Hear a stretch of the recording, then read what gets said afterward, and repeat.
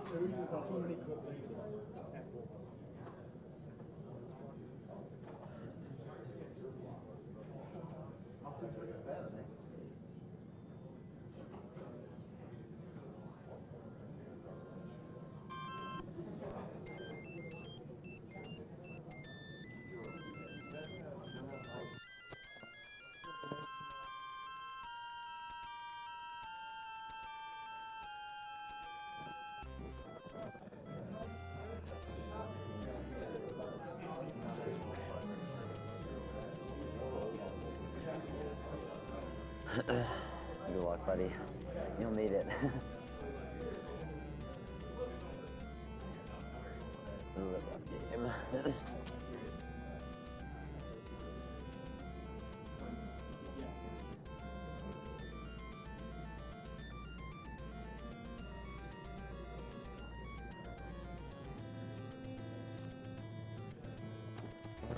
Is Bonnie around? I'm here later if you have a blob. Oh, really?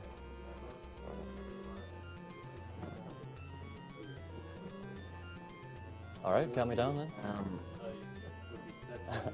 All right, 3, 2, 1, go. One go. One go. All right, so this is Kid Icarus. Plays this little guy here named Pit. It's kind of a play on Cupid. And he's a kid, and he's kind of like Icarus. Boom, Kid Icarus.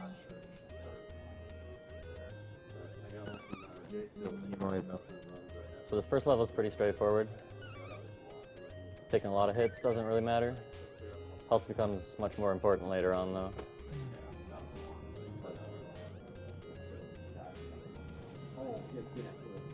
A lot of people remember this as the game they could never beat the first couple stages of as a kid.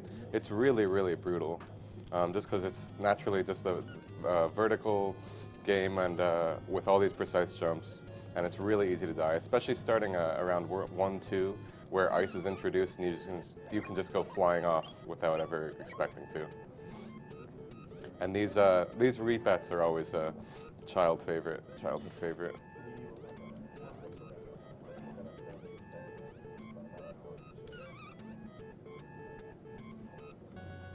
One down.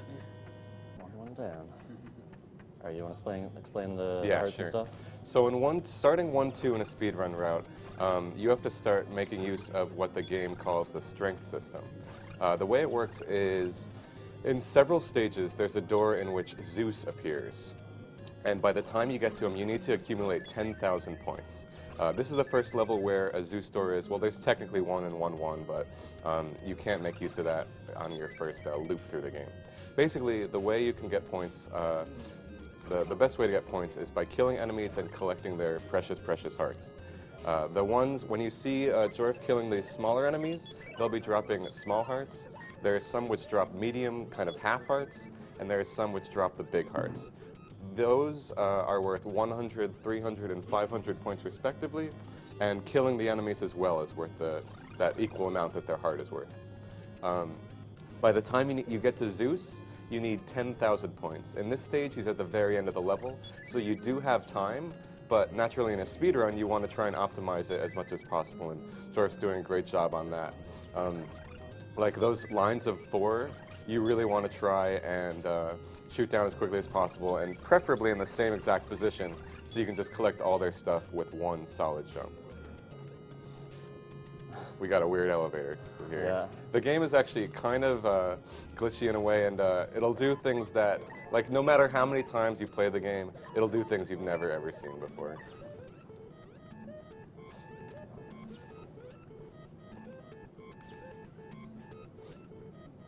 Those little ice platforms there are the ones that I was talking about before. It's kind of funny, because while you're standing on them, you're walking around on them, it doesn't feel too weird until you try. There's Zeus. He's apostrophe glad to see us. Apostrophe glad.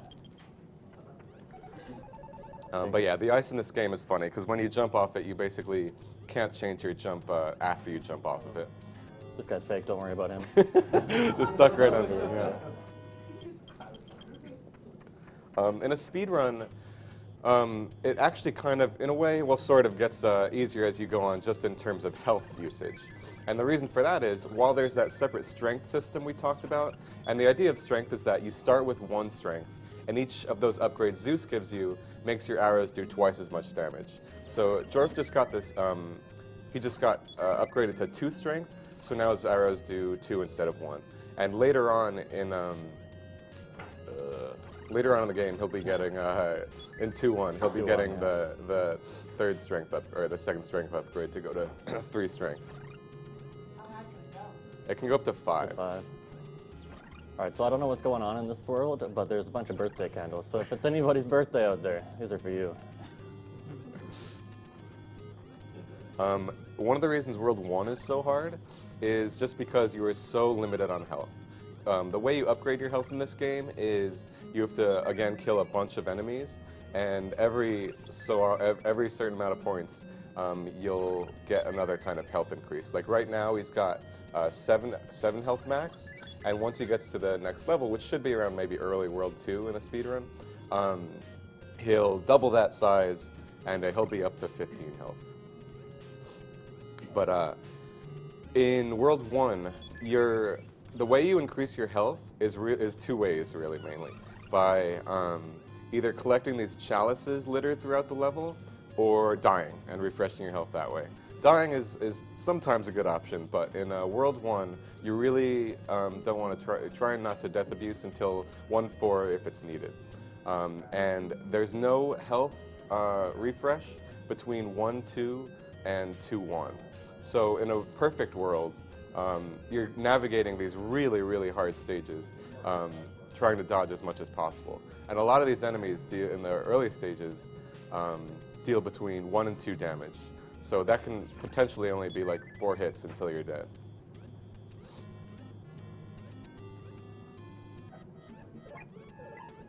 Gotta love that Reaper sound. Yeah.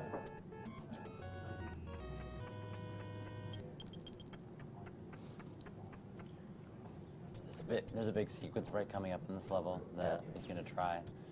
It might take him several tries to get it, but you have to kind of glitch into a corner and then jump while in the corner. He's going to death abuse because he's low on health. Yeah, I don't feel comfortable. Half health. I'm finished, though.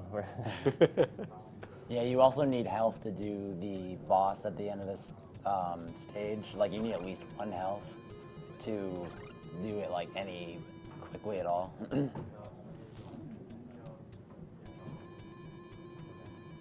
So here it is. Cross your finger.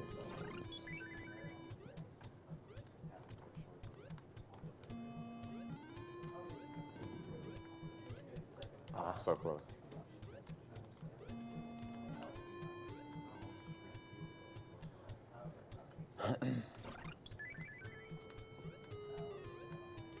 There it is.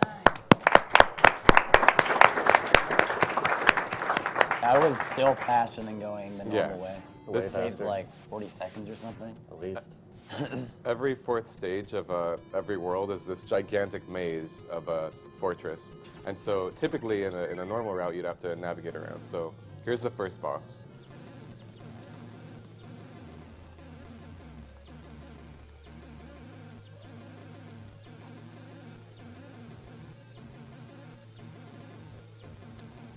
Nice. Wow. That was very careless. Yeah. But so what you saw him do there is it's called crouch canceling. If he was just to mash B as fast as he could, the arrows would come out very slow. But crouching, This fast.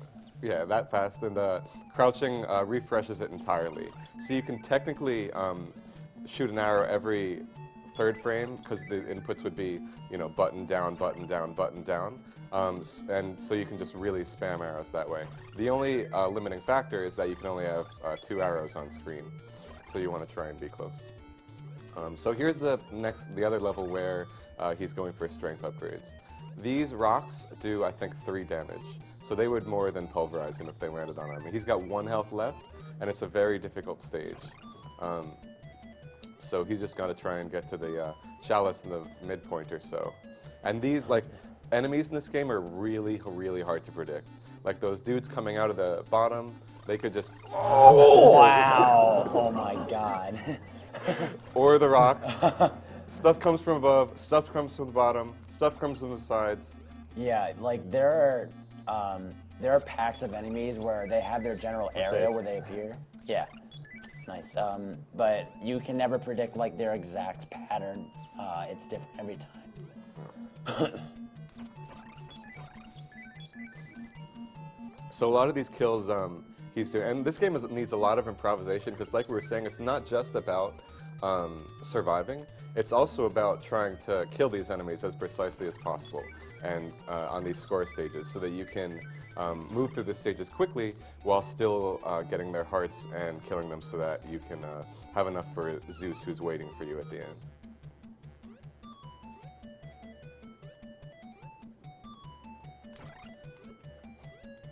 That was a good time to stop commentary. That little ditty was perfect. So yeah, that's pretty much that. You might have noticed he jumped into the lava without taking damage. The lava and the overworld bushes that look like they can do damage. They're on a global timer, I think. Yeah, 32 frames. Yeah, so they only do damage when the global timer passes. So that's 2-1. 2-2 is a really interesting stage. Jorf discovered that you can actually wrap around to the other side of the level, so it looks kind of funky, and here you go. Easy trick, try it at home. So you got to be as close to the side of the screen as you can, a little far off as Jorf is here, so that you can A, see what's coming, and B, be able to shoot the enemies that come from the side of the screen easily.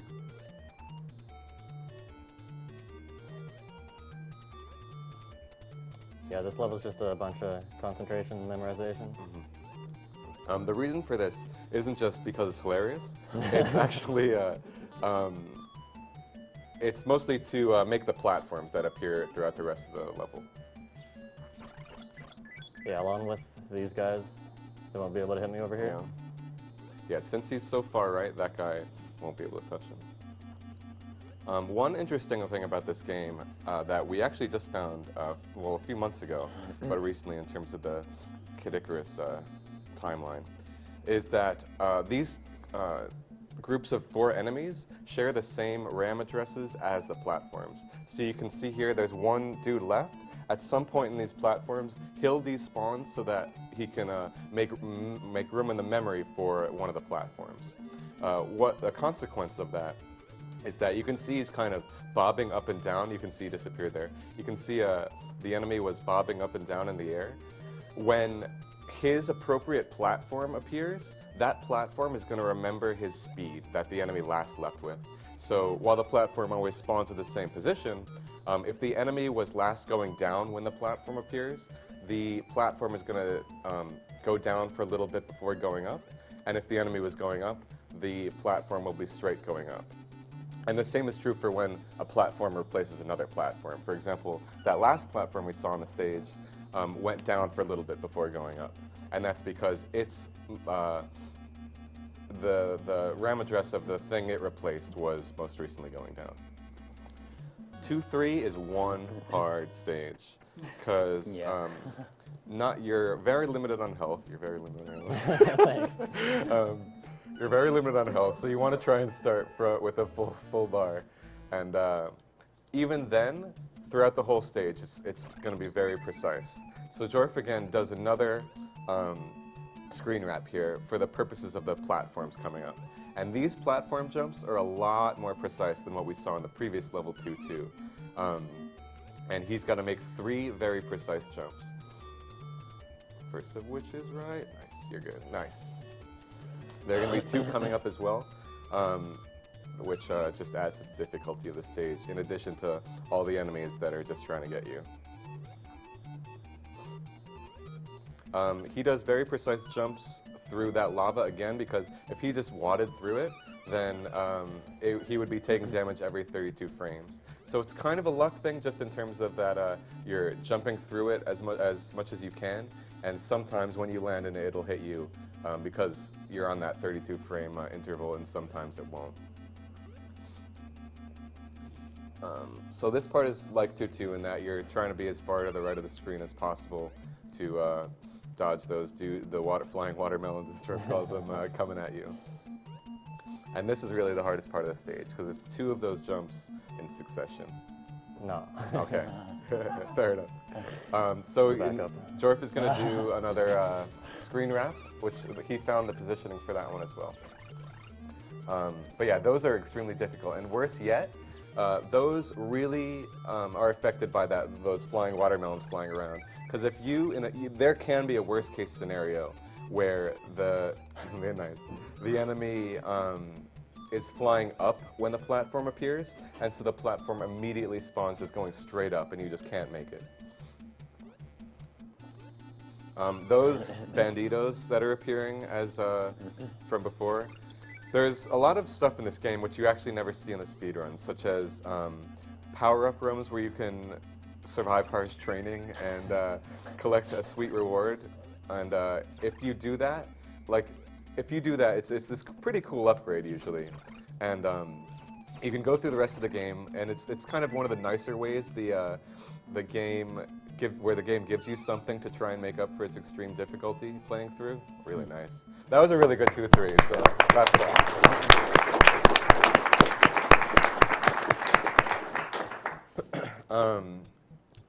And one of those bandits which you saw earlier, if they touch you, then they'll just take the item away from you instantly. You can't do anything about it. And they just kind of jump erratically around, so yeah. So Jorf actually needs a lot of health for this stage, potentially, because he's going to be doing another trick he found, and which actually isn't in the latest implementation of the task, in which he does this very interesting zip. It's related to the wall wraps. Ooh. He went for a quickie there. It doesn't save as much time as the one you're about to see. But this one, similar to in 1-4, this stage is even bigger than 1-4. And if you can do this wrap successfully, then you basically skip maybe like 2/3 of the level. I think it saves maybe 50 or so seconds real time. Nice. Yeah, That's it.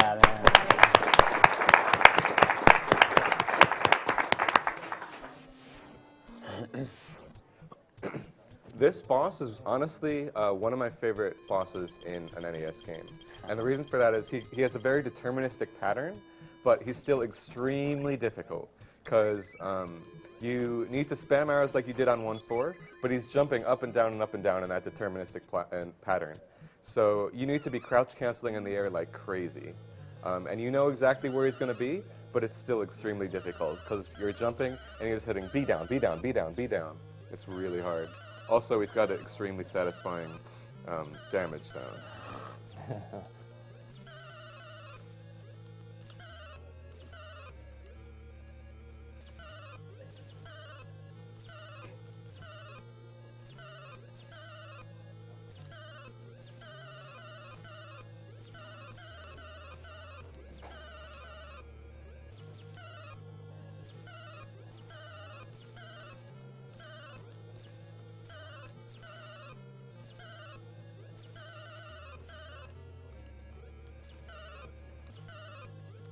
Nice. I'm dead. I'm actually dead. Oh, I was afraid of that. So what is being attempted there is the health glitch. You've seen it go wrong, and then you'll see it go right. But the idea is that if you finish a stage with zero health, then you'll actually go to 0 HP. Rather than, obviously, if you usually did that, then you just die. So the idea there is that you have a brief window in which, after you kill the boss, you can step in his lava, which finishes you. The game still thinks you've finished, but you're scrolling down off the screen, and as long as the level actually finishes, like you killed the boss, but as long as the level actually finishes while you're scrolling down, then you'll continue on to 3-1 with 0 health. And then you can actually, the benefit of that is that it's kind of a free health refill, because if you take damage at anything where there's that 32 frame interval, such as lava, or such as these like weird jellyfish squid type things that you'll see in the next stage, then it'll refill your health from 0 back to full. The dangerous thing, of course, is that if you take damage from something not on that 32 frame interval, even if it only does 1 health, then it'll kill you, like anything else would.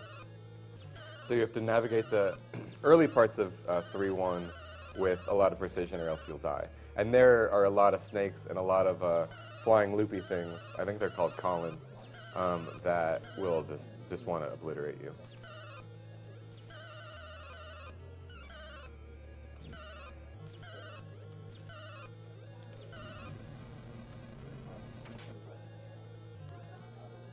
Too late.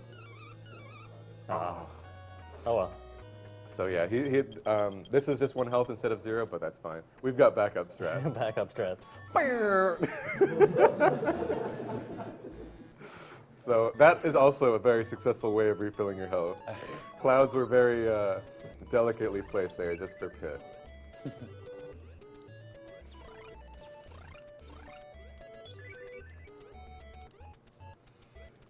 So in terms of speedrun routing, we have been trying to figure out whether the 3 strength, which we've currently been using, or getting a 4th bit of strength in this stage would be beneficial. 3 strength is definitely, it's honestly, it's really, really close.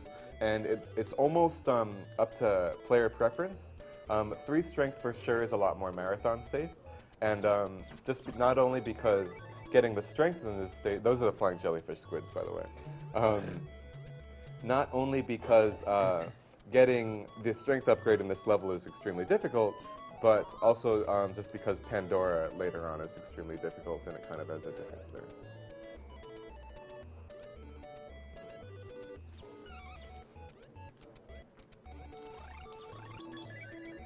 The idea of this game is that you're, like Jorf said, you're this kid angel Pit who's going up to navigating basically Angel Land, I think it's called. He went through the World 1, which was the Underworld, World 2, which was the Overworld? Yeah, Overworld. Yeah. And then World 3 here, which is the Sky World. And he wants to... Ooh, dang. He wants to hunt down and kill Medusa, who captured the good goddess Palutena.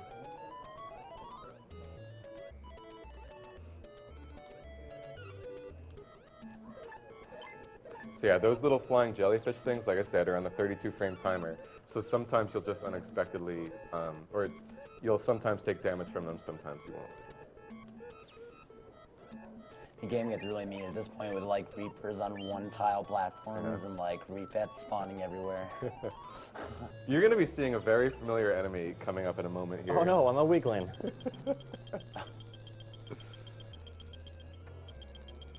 You weakling! There they are. Kid Icarus only. You'll never see Metroid type. Enemies like that anyway. This is actually developed by the same designer and group, I think, as Metroid was. So actually, I think it's the exact same game engine. Yeah, it is.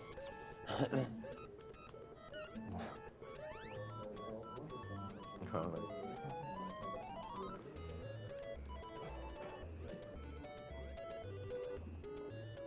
Angry, angry octopi. They're so angry. Oh, they're so fast!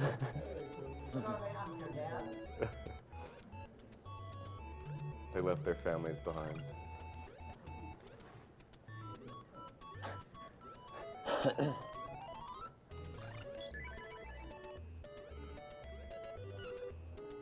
Nice, so that was 3-2. 3-3 has a very interesting application of that kind of enemy and platform sharing the same RAM address thing. Those, another death abuse. Those 4 Metroids, because it's a group of 4, this is another cycle. The beginning part of this level is a very cycle-based section. And so he's manipulating those guys. Nice. Since they both died when he went to the right, that first elevator isn't exactly the position he wanted, and so is this one. So he was able to make that jump without waiting for the cycle.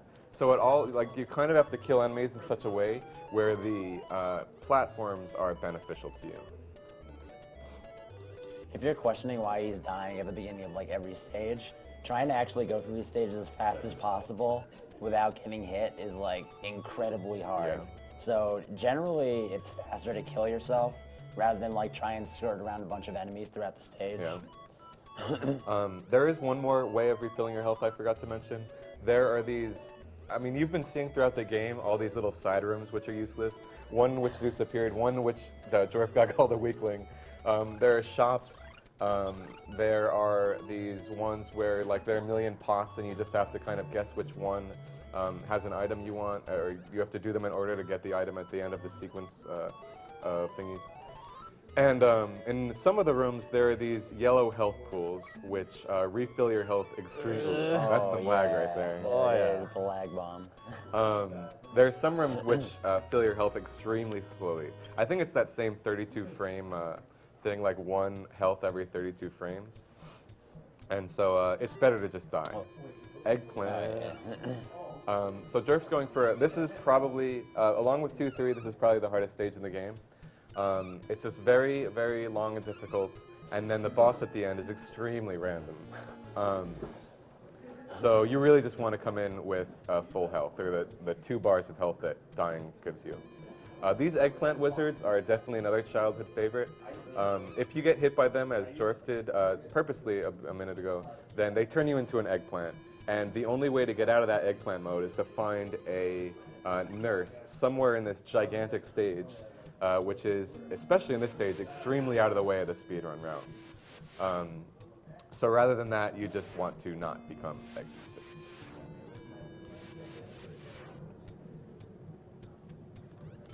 All these rooms with the 8 spawning enemies are extremely difficult because there's no real way to predict where they'll be. So sometimes, and the red ones, the red like spinning deals there do 3 damage. The blue ones do 2. And like I said before, Jorf only has 15 health to go off of, and Pandora I think does 5. So it's really difficult if you go in with a low amount of health. He has been saving his hearts. The hearts, which you're feasting on by killing enemies, not only give you that strength upgrade when you go into Zeus's room, but it's also actually the form of currency of the game. The form of currency of the game. And you have to, I think when you play this through normal, you just have to farm, not only for currency, but also for strength and for points to increase your health bar. And so we've leveled out this, or we've routed out the hearts route so that you can definitely get that. Nice! You got the zip! Yeah. Gave him a surprise. And Yeah, here's all right. Pandora. So here's Pandora. He's like one of those DVD player logos that just bounces around the screen randomly. You never know where he's going. It was that? health. Oh yeah, health. Yeah.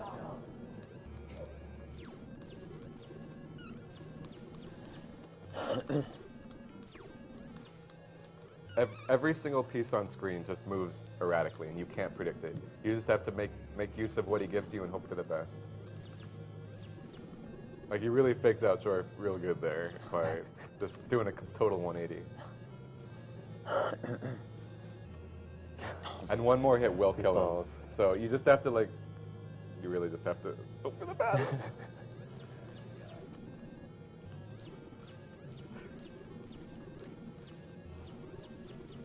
Yeah, and if he goes in the top right like that, there's no way Yeah. you can hit him. It's just up there. Yeah, this is one of the most brutal bosses in a speedrun I know, period. Nice. That's it. Let's.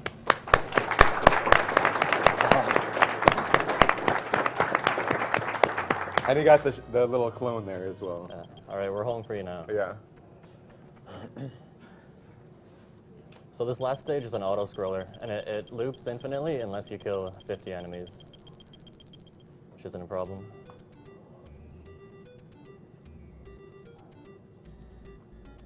Fun note that in the Japanese version, this stage is actually not an auto-scroller. You actually move freely through the level. I don't really know why they changed it for the American version, but yeah. One difficult part about this is that these enemies, the groups of 4, will respawn as soon as you kill them all and collect their hearts. So you have to try, and while 50 is a pretty safe number, you have to try and kill them so that you can collect their hearts immediately after. And you can only go so high on the screen, so if an enemy is too high when you kill it, you just have to wait for the heart to either despawn or fly off screen.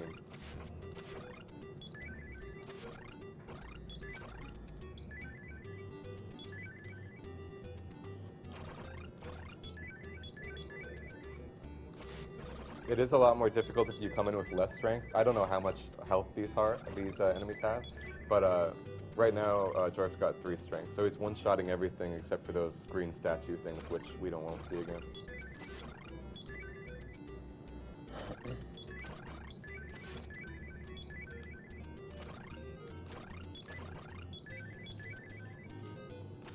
But I mean, I think he's probably already there even, so.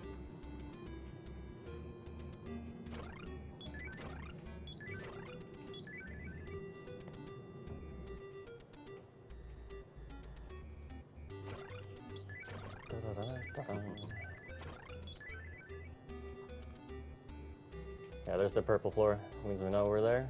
Mm-hmm.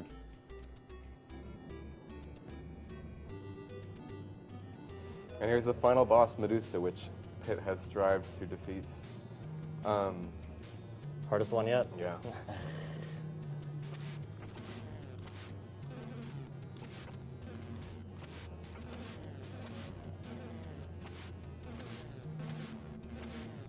Not even using his left hand. Not even looking.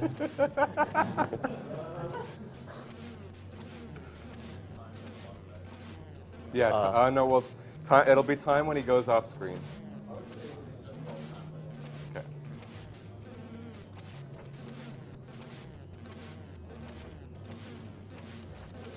NES bosses. Yeah, so after 3 really difficult bosses, this is what Medusa has in store for us. And it'll be in a minute. You got it. Time. That's it, time. 30:49. All right. Good stuff.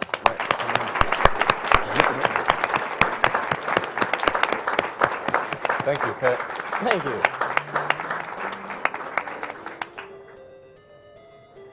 So yeah, as a tribute to your hard adventure, Palutena is really thankful, and so she gives you a farmer's hat and sickle.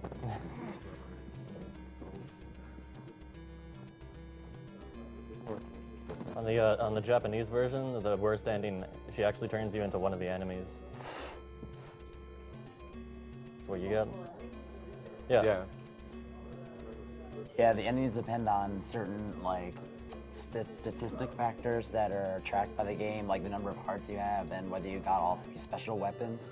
And depending on how many of those you fulfilled, you get like a better transformation by Palutena.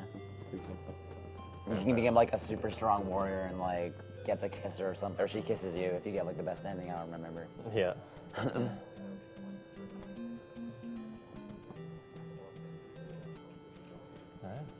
Yeah, good job, man. Stuff. Yeah, so I think we're all set, right? Yeah. Yep. Well done, Love Jorf. the streamers. Streamers.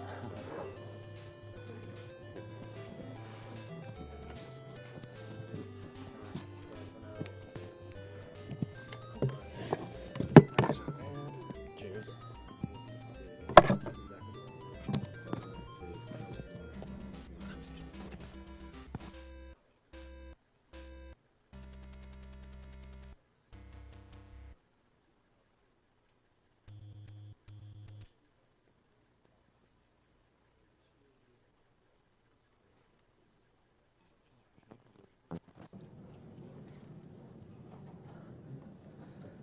All right, important announcement to make.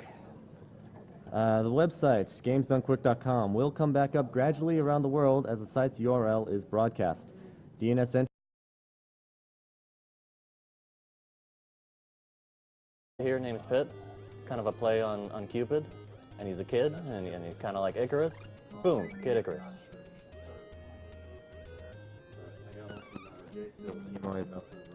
So this first level is pretty straightforward. Taking a lot of hits doesn't really matter. Health becomes much more important later on, though.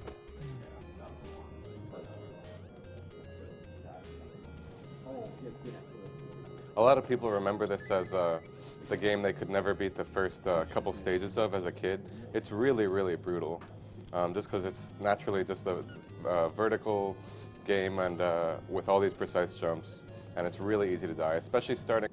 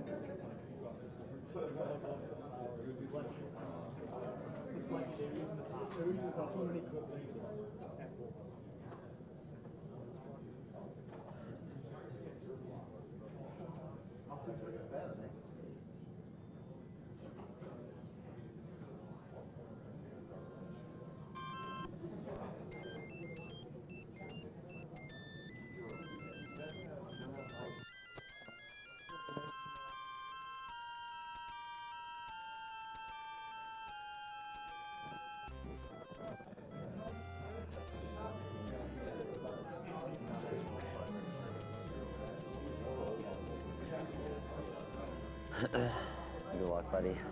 You'll need it. Live that game.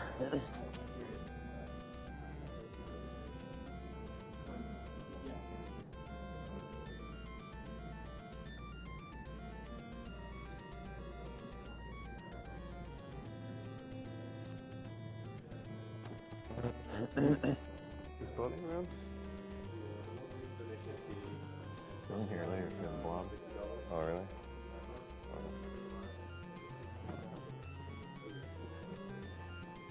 All right, count me down then. All right, 3, 2, 1, go. One go. All right, so this is Kid Icarus. Plays this little guy.